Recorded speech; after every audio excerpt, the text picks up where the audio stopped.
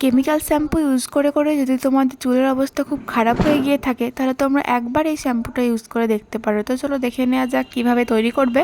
তার জন্য দুটো রিঠা নিয়েছি, দুটো শিকাকাই নিয়েছি, আর একটু পরিমাণে আমলা নিয়েছি। কিন্তু যেহেতু আমি একবার ইউজ করব, মানে আমি তৈরি করে রাখি না, প্রত্যেকবার জন্য একটু একটু করে তৈরি করি, তাই হালকা হালকা পরিমাণে সব কিছু নিয়েছি। এগুলো নেওয়ার পর ধুয়ে ভালো করে এটাকে সারা রাত ভিজিয়ে রাখতে হবে।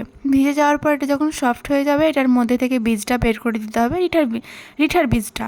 শিকাকাইয়ের বীজ বের করা দরকার নেই। এবার এগুলোকে গরম পানিতে কিছুক্ষণ বয়েল করব। কিছুক্ষণ বয়েল করার পরে দেখব যে এরকম ফোম ফোম হয়ে যাচ্ছে, তাহলে আমাদের বুঝতে হবে যেটা হয়ে গিয়েছে। দিয়ে গ্যাসটা বন্ধ করে একটু ঠান্ডা করার পরে এটা রেডি তোমাদের ইউজ করার জন্যে। তো এটাকে একদম ডাইরেক্ট স্ক্যাল্পে ইউজ করবে। স্ক্যাল্পে ইউজ করার পরে কিছুক্ষণ রাখবে, রাখার পরে ধুয়ে ফেলবে, কোনো শ্যাম্পু ইউজ করা দরকার নেই। একবার ইউজ করার পরেই তোমরা বুঝতে পারবে যে যত অয়েল অ্যান্ড ডার্ট ছিল সব একবারেই ধুয়ে ফেলেছে।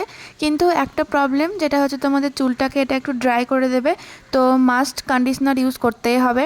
আর থ্যাংক ইউ আমার ভিডিও এতক্ষণ দেখার জন্য, আর আমাকে প্লিজ সাপোর্ট করো।